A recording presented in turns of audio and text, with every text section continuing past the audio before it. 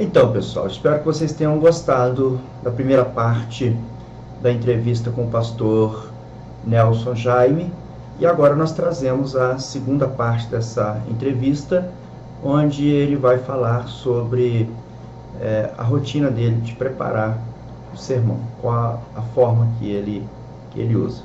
Assista essa videoaula então até o final e veja o que ele tem para compartilhar com cada um de nós. No que diz respeito ao meu preparo, como eu me preparo para poder transmitir a palavra que não é minha, que não é sua, que está nos assistindo, eu tenho muito cuidado num preparo assim, que eu acho que para você preparar um assunto que não é sua, onde você vai falar de algo que não vem de você, que você necessariamente não deve falar de você, isso cobra muito tempo. E não só o tempo que você tem que tirar só estudando, mas também como orando. Então o que eu faço? Eu tiro um tempo, por exemplo, eu começo a pensar num assunto, talvez umas 2 ou 3 semanas antes, ou um mês antes. Quando é questão de montar um estudo para trabalhar com a igreja, eu confesso que às vezes eu começo uns 2 meses antes.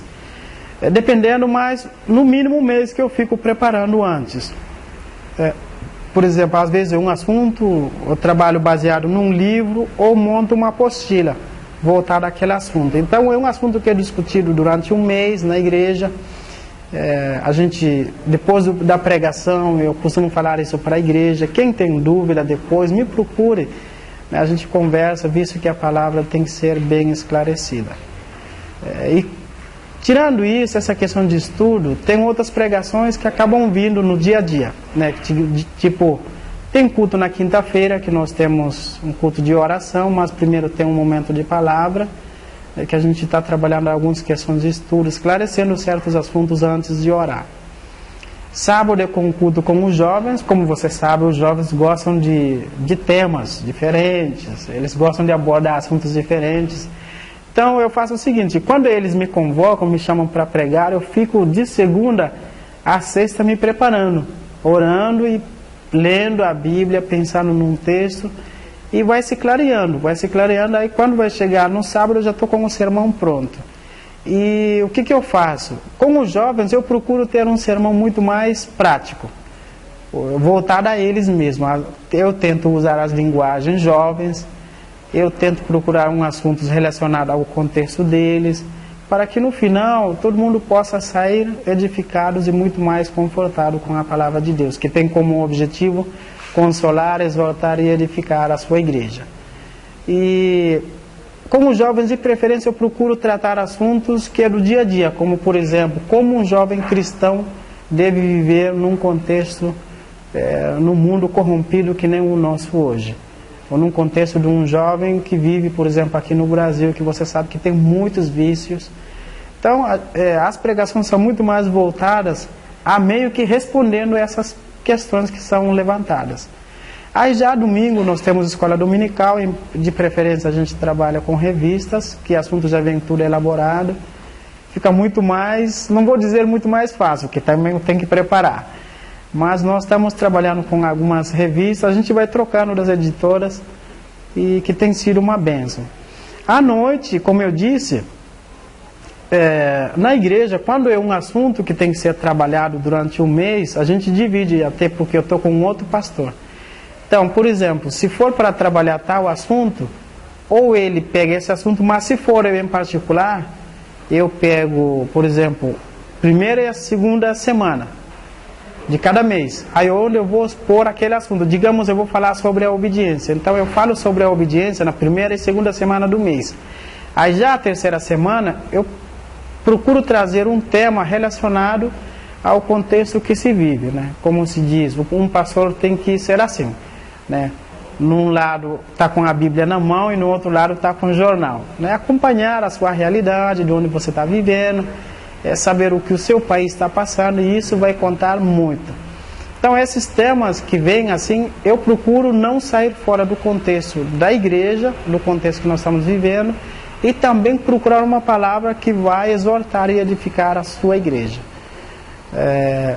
Como eu preparo, como eu disse, é orando a Deus e Deus vai nos esclarecendo. É um assunto que eu acredito que todos os pastores sabem melhor como explica. Você ora a Deus e parece que alguém vem dentro de você e te ilumina, você começa a pensar num texto e você lê, parece que aquele texto, os seus olhos chegam a brilhar.